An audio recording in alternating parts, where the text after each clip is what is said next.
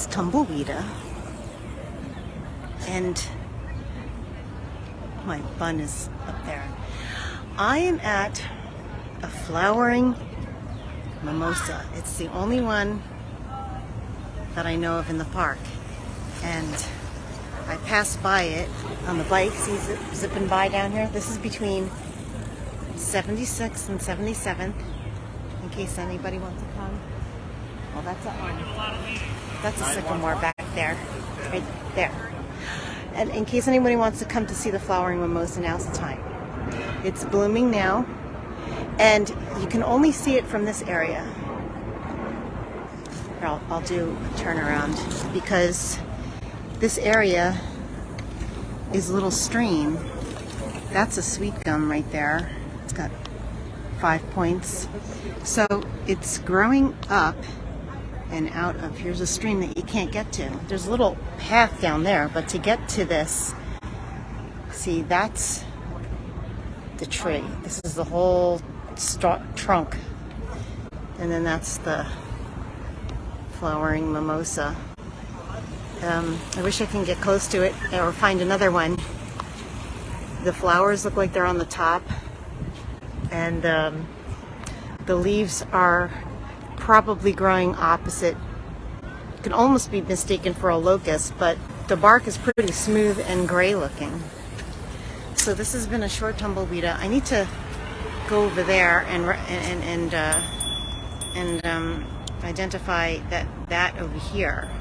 I probably knew it once, but anytime I can't zoom in. Why can't I zoom in? See, this now has berries, orange berries on it, and same thing with that. And I don't know, can't remember what it is. It doesn't seem like a hawthorn. It's not a hornbeam. I think it has something to do with an H. Oh, here's another angle of the flowering mimosa. Not as good though. So, because it's too contrasting. All right. So this has been Tumbleweeda. I haven't done Tumbleweeda in a while, but I had to come over here to look at that. I think I'm gonna. This is the loop on the west side, so I think I'm gonna go back down to the bridle path because it's more peaceful down there. Wow, I don't think I've ever done a mimosa. I forget the proper name for it. It's not on right. All right. Oh, here's a cherry. It's some sort of cherry, because they're probably so sour. Should I dare? Do I dare do this? Not so bad, actually. Maybe I'll eat it.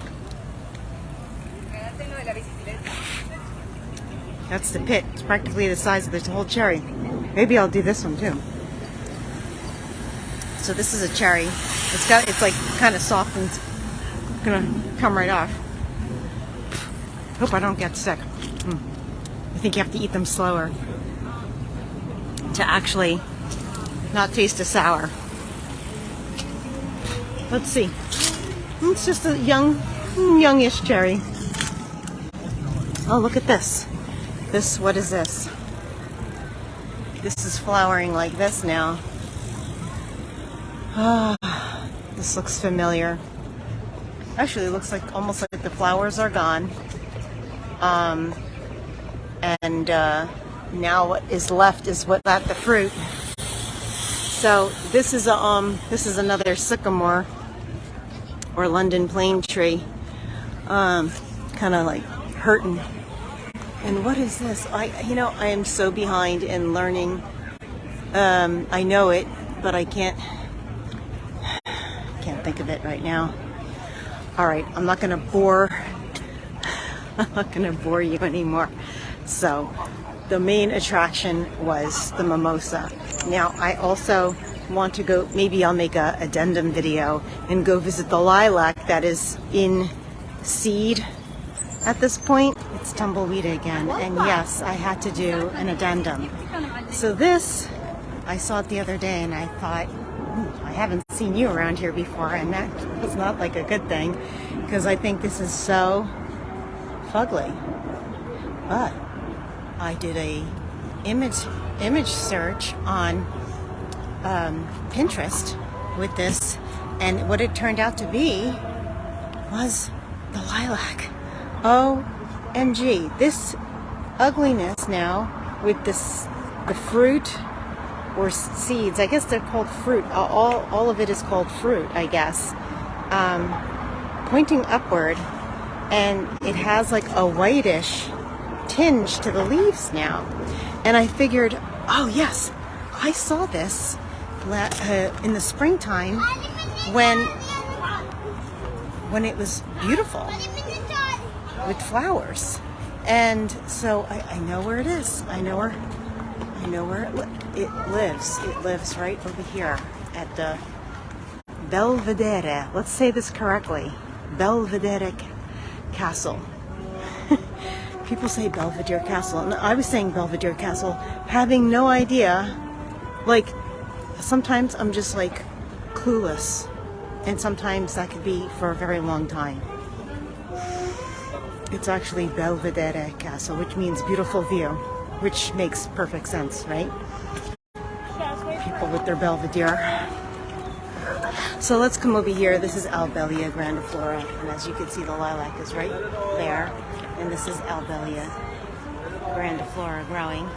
This, when it doesn't have the flowers last a very long time. It could just like look like, okay, that's a bush, that's a shrub, but it's usually pretty big and covers a lot. So this is where they massacred over there. They massacred the lilac. Not the lilac. All that was forsythia, like up to here, 6, 7, 8 feet high, covering that. They massacred that. They meaning the people in the park. So that's the Albelia. There's a lady right by the lilac. She has no idea it's a lilac, I'm sure.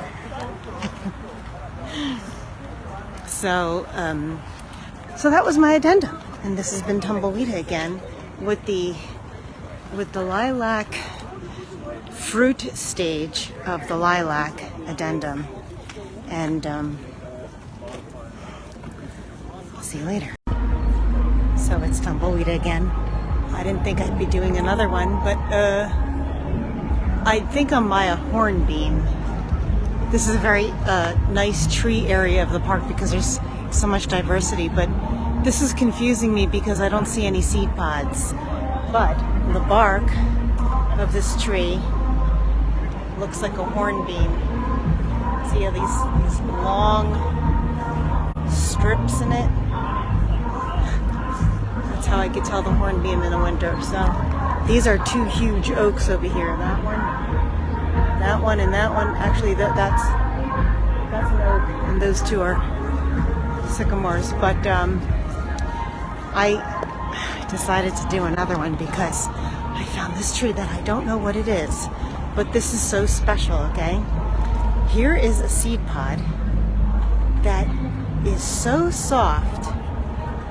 It's like puffy and soft, and there's actually air inside that.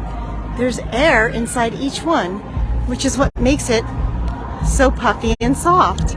So here's a close-up. Oh, let me get into the sun. Here's a close-up. Let me see, that's not a big one. Let me see a big one. That's a big one. But there's like it's actually like inflated. It's actually inflated where there's air in them. Don't look at my nails.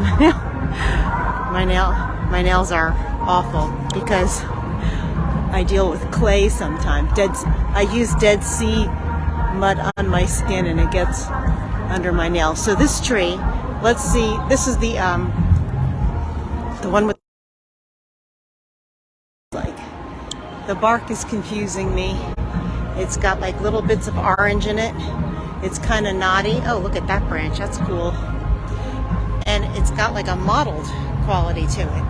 So I don't know, the leaves, let's check out the leaves. So the leaves are growing almost in whorls. Here's another puffy pod over here. And then I actually came to this area because I knew that the Shagbark Hickory was here and I wanted to visit. The only Shagbark Hickory that I know is in the park. So here's a Shagbark Hickory.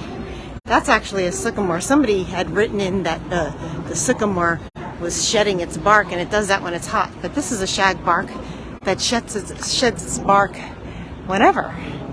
So this one's actually marked. It's pretty cool. See, it says Shagbark Hickory. That's how I, verified. But the leaves, they're so tall.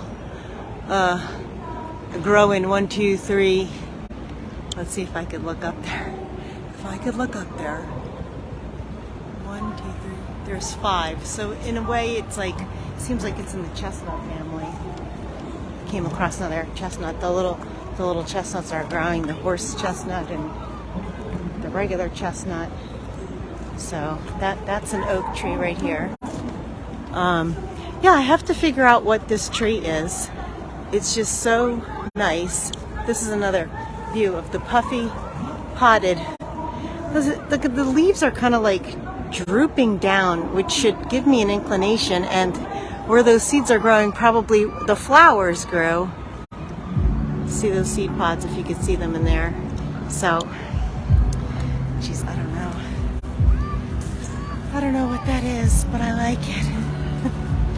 So this has been Tumbleweeda, and that's probably going to be it today unless I